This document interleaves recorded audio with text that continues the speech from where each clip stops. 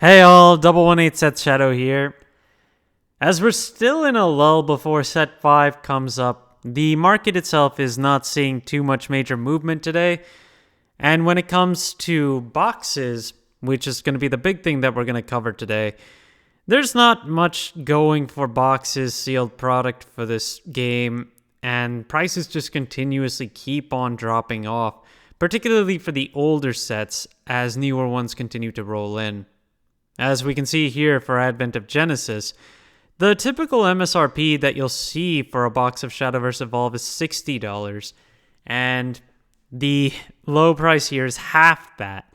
You're looking at $30 and lower for boxes right now, with lots of boxes on the market. And you do have to keep in mind that this is one of those boxes that has box toppers available, particularly foil versions of certain insert cards in the set or from the starter decks. But Advent of Genesis' second printing and onward does not have any of those, so if you are looking to pick up these boxes with the promo packs, or the box toppers, sorry, you will need to make sure that you're picking up the first print, which those are more than likely out of stock everywhere you look. Reign of Bahamut is our next set, where this one also dropped off quite a lot in value and is also $30 to start off. When it comes to availability, we only have one listing that has them at $30, and after that it's $37, with a good amount of quantity there. And Reign of Bahamut also has box toppers in the form of sleeves, which I am pretty sure also only came with the first printing, so if you want those sleeves, you'll have to make sure you're picking up the first print of these boxes.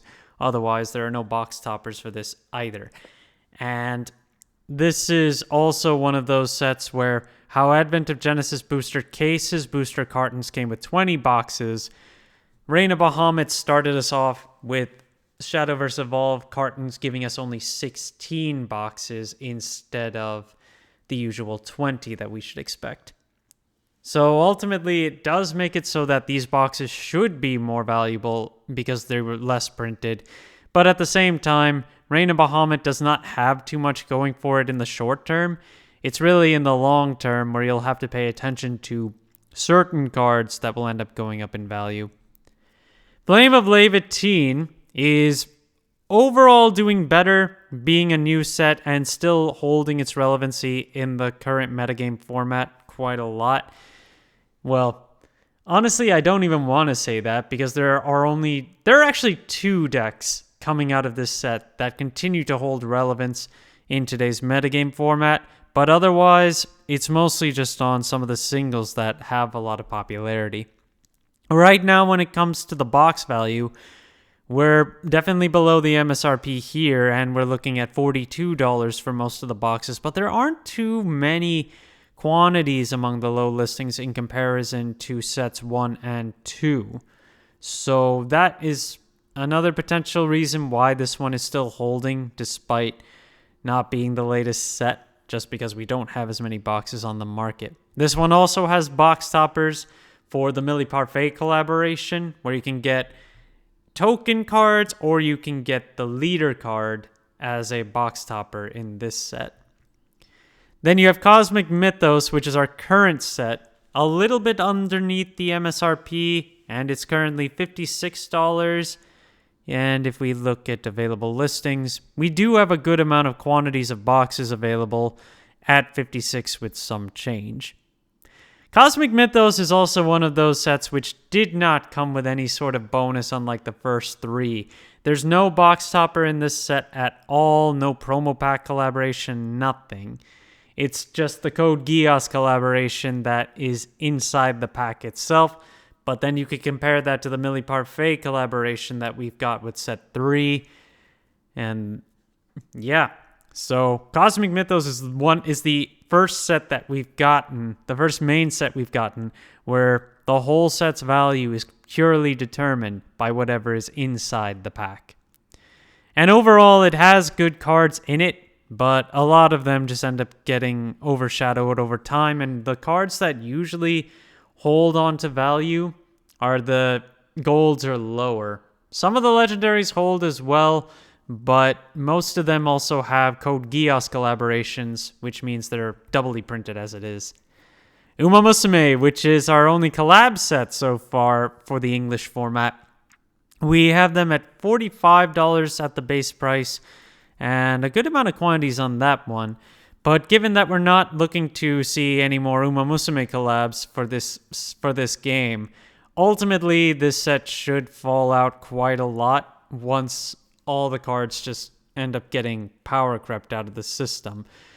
Ultimately, there are only a few cards that will continue for a while, like Riko, Suzuka, and I mean, the Uma Musume deck, the pure Daiwa deck, still holds relevance for some more time, but with just a few more sets, it's not likely to hold there. And then Idol Masters is coming next, which will probably put this one out of commission for quite some time as well. Now moving into singles, we've got Rhymewind, which is from set 2, and a Runecraft spell. I've covered this one a few times. The foil is one of those bigger foils to pick up with a market price of $5.51, and its regular gold is still cheap, 59 cents versus, and then 29 cents for its base listing, and 32 listings overall, so it's still a very easy card to grab right now. Then we've got Cassiopeia, which is one of the big legendaries of set 4, but because this has a Code Geass collab for it, it's really cheap and very widely available. 34 listings, $3 is the lowest, and the market price is currently $3.45.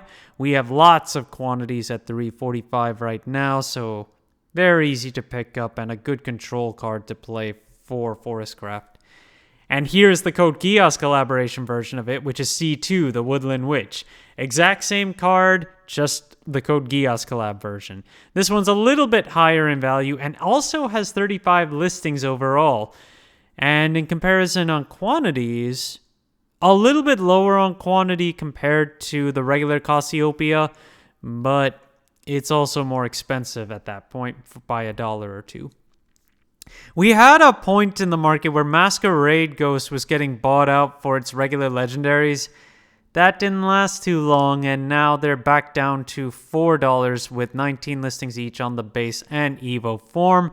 And if you look at the super legendaries, we've got an even 17 listings on each of those too, where they're both around $7. In any case, this card's buyout did not last very long, and given that there aren't many decks that play it, it was basically, I guess you could say it was inevitable that it would end up back down. Now, something that is still going up in value is Punk Devil, which is also from set 3. This one, I've noted before how it was running low on listings on the regular gold, and it still is. 9 listings left on this card for $1.50 to start with a market price of 97 cents. For a non-Evo gold, that's unusual. The only non-Evo golds that have really been very high in value at all have been cards like Bellringer and honestly, I think that's it. It's very rare to have it. I guess Sacred Plea maybe, but that's that's the only other one I could think of off the top of my head. In any case, Punk Devil's going up for its gold. And you have the promo from the shop challenge for Springfest 2024, which is $1.96 right now. And then you've got the shop tournament winning promo, which is $20.